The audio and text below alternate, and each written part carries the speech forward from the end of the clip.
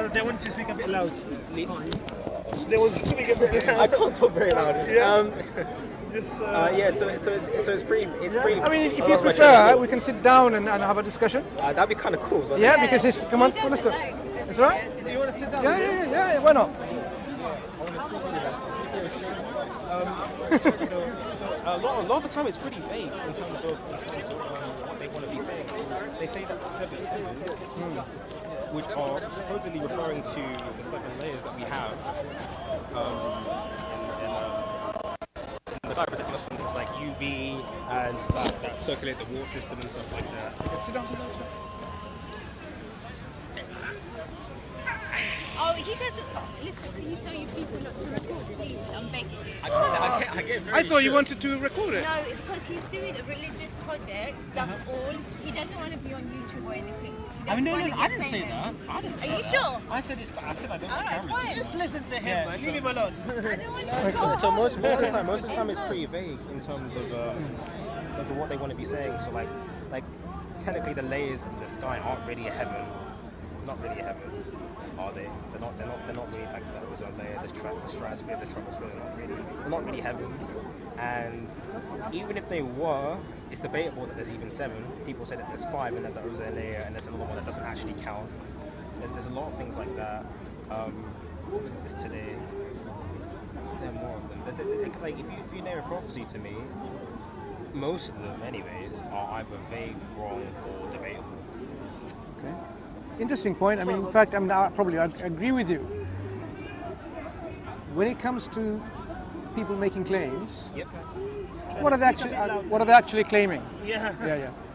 I mean, if you look into what we're talking about as Muslims, Allah is describing in the Quran the natural phenomenon, how He's created this universe. He didn't describe it very well. We'll see whether He's described very well or not. So when Allah describes that He created the heavens and the earth, He created this, different things within it and what's in between, how He's provided the sustenance. So these are the descriptions of the natural phenomena Allah wants us to ponder for a reason, so that we reflect on this creation and come to the conclusion that this is a creation of God, the Almighty, the Most High, created for a particular reason and a purpose, and we fit in within the scheme of purpose and how our roles should be. Now, when you talk about how other religions say about these things and that, and people, look, 7 layers of atmosphere is a forced interpretation to the text, because which book says this is talking about atmosphere? None. Yep. So what That's you my problem. so what you are actually refuting, you're refuting a straw man argument, isn't it? Exactly. Yeah. That's my problem. Right. So if people claim that way, I will be with you saying actually it doesn't say that, right? So when it comes to the Quran, when it comes to the Islamic description of things, there are things the Quran says, have you not known or seen? So that means people will come to know.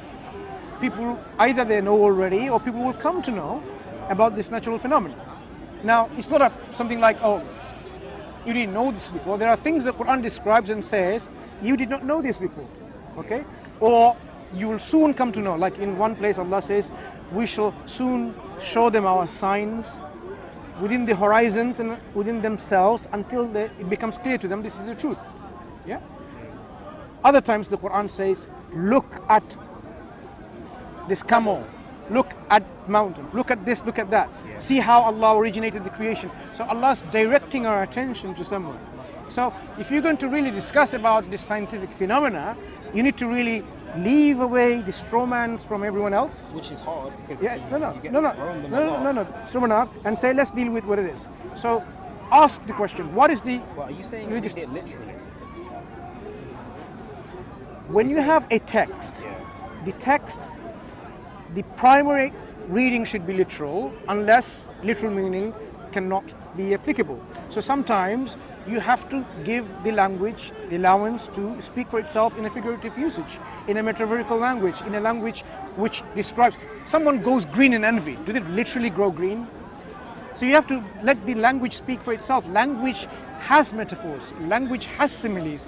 Language has all of this, right? So we have to allow the language to understand the meaning when it has that meaning applied. When for example, say one of the things Muslims also often will say, no, we have to take it literally and only literally.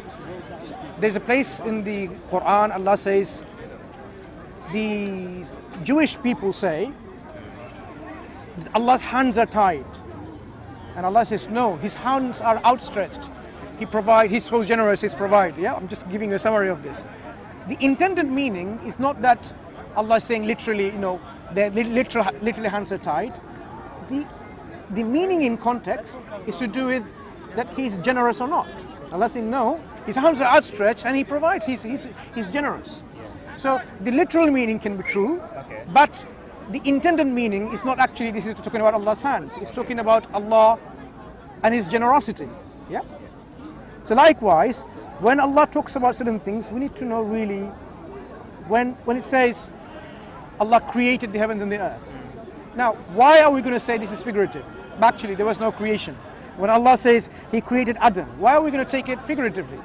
Allah says, okay, I created Adam, I fashioned him, breathed into him the spirit, he became alive, and so on. So there are people who take it figuratively because they have their ideological standpoint and say, I don't want to believe that because I don't believe Adam was created, because I believe in evolution and there is no Adam.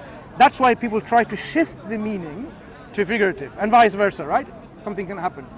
But we have a specific way of dealing with the text. But there's no way of changing that line to make it seem figurative.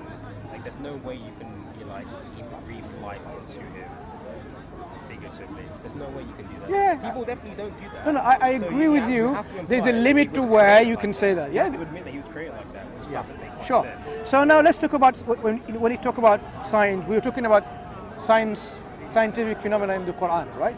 When Allah says He created the seven heavens, what is your understanding that you think it's debatable, it's vague, it's wrong? Like, that doesn't I don't even know what to start with that. Okay. Now let's understand that.